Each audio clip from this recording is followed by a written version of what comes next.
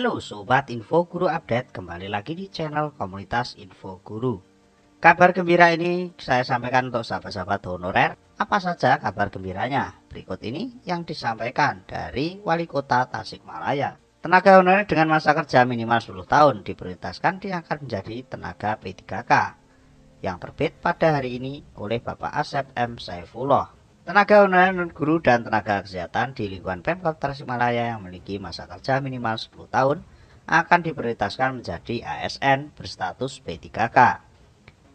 Untuk kepastian tenaga honorer ini dengan masa kerja minimal 10 tahun diangkat menjadi tenaga P3K dikatakan Wali Kota Tasikmalaya Muhammad Yusuf Selasa 7 Juni tahun 2022.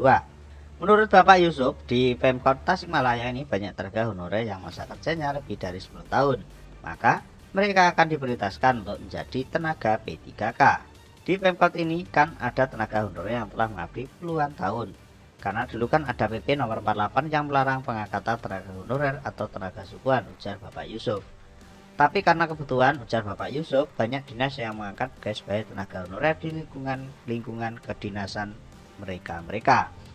Nah, sekarang saya sudah tanya ke BKPSDM apakah boleh atau tidak jika mengusulkan tenaga honorer yang ada di beberapa dinas non kesehatan dan pendidikan untuk menjadi P3K, ujar Bapak Yusuf. Gayung pun disambut, ternyata dari jawaban BKPSDM bolehkan asal ada kemampuan keuangan daerah kita.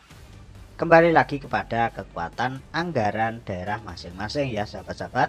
Salah satu alasan kenapa banyak SK P3K yang sudah 100% namun SK belum diserahkan, salah satunya berasal dari penganggaran maupun kekuatan anggaran daerah masing-masing.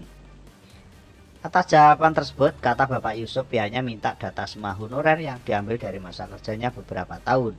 Jadi sejak 2 minggu kemarin saya sudah minta data ke tiap SKPD untuk mendata tenaga honorer beliau. Kita prioritaskan yang 10 tahun ke belakang. Yang baru-baru tidak usah dulu karena masih banyak sukuan yang sudah lama yang belum diangkat, terang Bapak Yusuf. Hal ini juga menjadi salah satu apresiasi dengan pengabdian beliau-beliau yang sudah di atas 10 tahun dari Pemkot Tasikmalaya. Nah, sekarang yang di dinas-dinas lain kita upayakan supaya mereka bisa diangkat menjadi P3K. Insya Allah kini kita sedang melakukan pendataan. Setelah didata nanti kita usulkan sehingga tenaga honorer yang masih sangat dibutuhkan tersebut mendapatkan alokasi P3K non-guru, katanya. Mendapatkan surat dari Kemenpan RB tentang upaya solusi dari pemerintah terkait penyisihan tenaga honorer ini. Saya langsung minta pada BKN di sini untuk segera mendata honorer non-guru yang masih dibutuhkan untuk diupayakan masuk P3K. Adapun teknis selanjut Bapak Yusuf akan dibahas lebih lanjut mengikuti aturan Kemenpan RB. Kita itu sangat membutuhkan tenaga honorer karena pegawai PNS di Pemkot Tasikmalaya masih kekurangan sehingga solusinya akan mendata semua honorer masa kerja minimal 10 tahun untuk berstatus P3K, ujarnya.